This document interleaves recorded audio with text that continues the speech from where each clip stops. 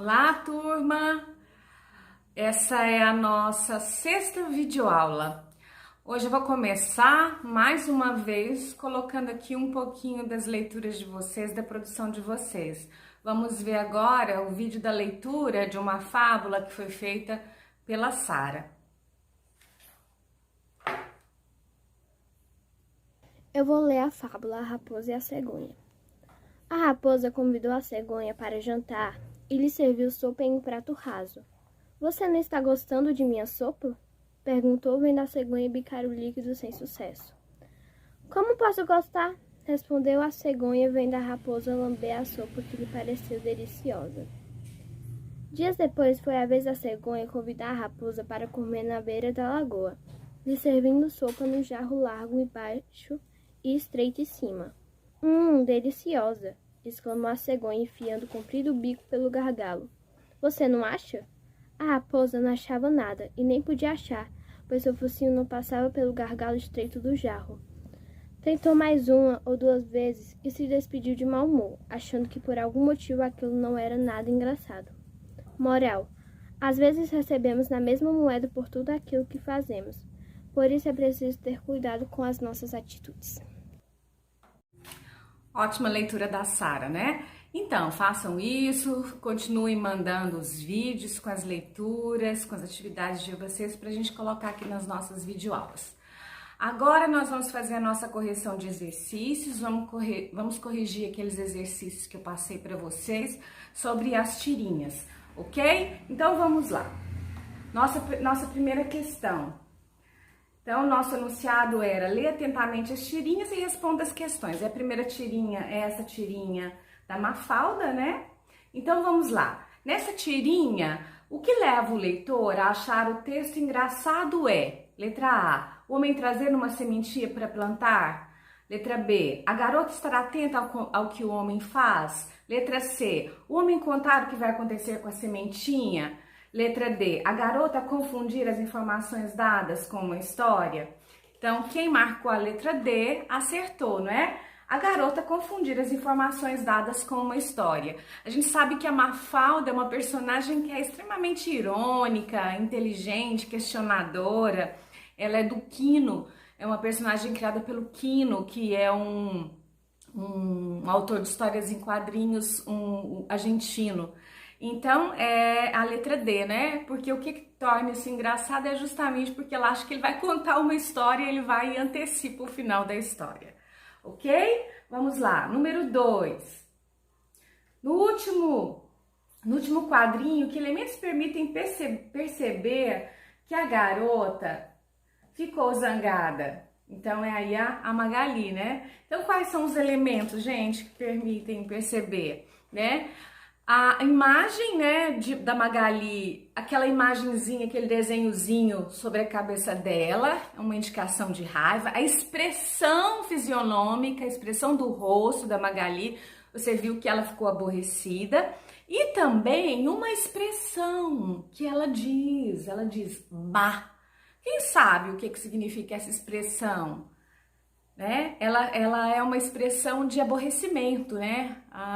Como se fala droga, né? Então, por exemplo, é uma expressão, só que ela é muito usada no sul do país, essa expressão bah, no Rio Grande do Sul, por exemplo, entre os gaúchos. E quem se lembra qual que é a classe gramatical dessa expressão? Ela é uma interjeição. Vocês lembram daquelas palavrinhas que indicam emoção? Aquelas palavras, por exemplo, no Nordeste, como é que se fala? Oxente. Oxente é uma interjeição, né? Então, quando você diz assim, lá em Goiás, lá na minha terra, ou em Minas Gerais, se fala uai, né? Uai. Então, você tem várias maneiras, várias interpretações, várias maneiras de dizer essa expressão, mas isso é uma interjeição, são essas palavrinhas curtinhas que indicam emoção. Então, oxente é uma interjeição, igual esse bah da Mafalda, ok? Número 3. No primeiro quadrinho, a garota parece refletir sobre as mudanças do mundo. O que você acha que o garoto esperava que a garota respondesse ao final? O que vocês acham? Vocês responderam? Eu acho que ele imaginava que ela respondesse que esperava uma mudança de verdade no mundo, né? Alguma transformação real, por exemplo, menos fome, menos injustiça social, menos doenças, então menos destruição do meio ambiente, menos poluição. E na verdade o que ela responde é que espera que ele mude, né? Quer que a mudança comece por ele, né? Começaria com ele. Ok. Número 4. O que causa o humor no texto? Letra A. O cachorro seguir as crianças no primeiro quadrinho. Letra B. A espera do cachorro no segundo quadrinho. Letra C. O pensamento do cachorro deitado no terceiro quadrinho.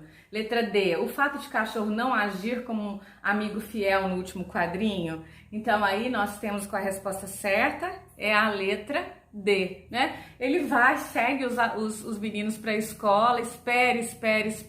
Depois ele se questiona, mas o que eu tô fazendo aqui, né?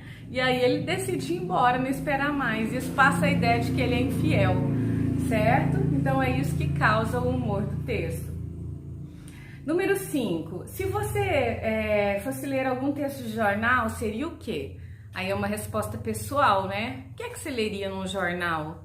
Né? O que você procuraria ler? Eu, particularmente, procuraria ler a seção de crônicas. Que geralmente os jornais têm uns textos, tem a seção de crônicas, textos literários, então inclusive eu escrevo, eu publico crônicas no jornal lá de Goiás, no Popular, então, e eu gosto muito de ler. Mas os jornais, eles têm diversas seções, eles têm diversas partes, então ele tem a parte das notícias, ele tem a parte, por exemplo, das notícias de política, das notícias de cidade, das notícias de economia, aí ele tem a parte, geralmente ele tem um caderno que é a parte de notícias sobre cultura, aí ele tem a parte de crônicas, de textos literários, tem a parte de histórias em quadrinhos ou tirinhas, tem a parte de signos, de horóscopo, e tem a parte de carta dos leitores, de artigos de opinião. Então cada pessoa procuraria ler uma coisa no jornal, e aí a resposta é pessoal. Vocês viram que engraçado? O Snoopy, a notícia que ele acha interessante foi cachorro morde instrutor. Sabe o que eu lembrei? Daquela atividade interessante que nós fizemos nas nossas aulas, que foi aquela criação das notícias absurdas. Estão lembrados? Aquelas notícias estranhas que vocês criaram as manchetes, depois desenvolveram as notícias, fizeram umas atividades muito legais. Mas continuando. A número 6, né? A palavra que causa ambiguidade e provoca humor no texto é raiva, doença, animais, comentários.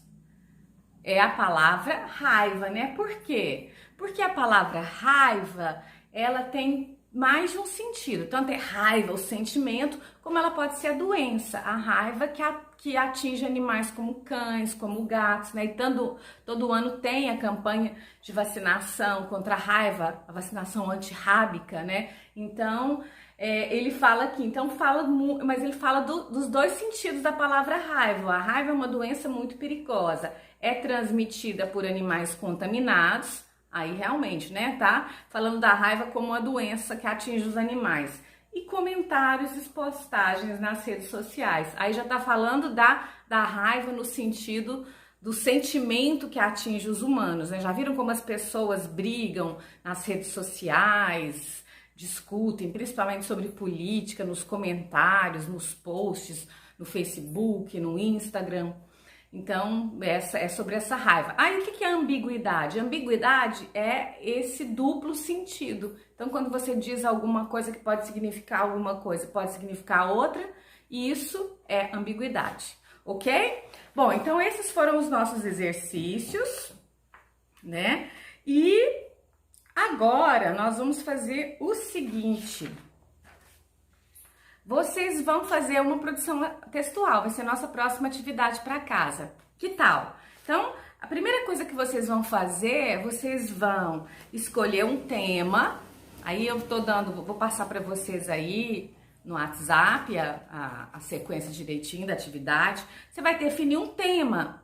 Eu vou dar uma sugestão para vocês. Faça um quadrinho sobre a quarentena.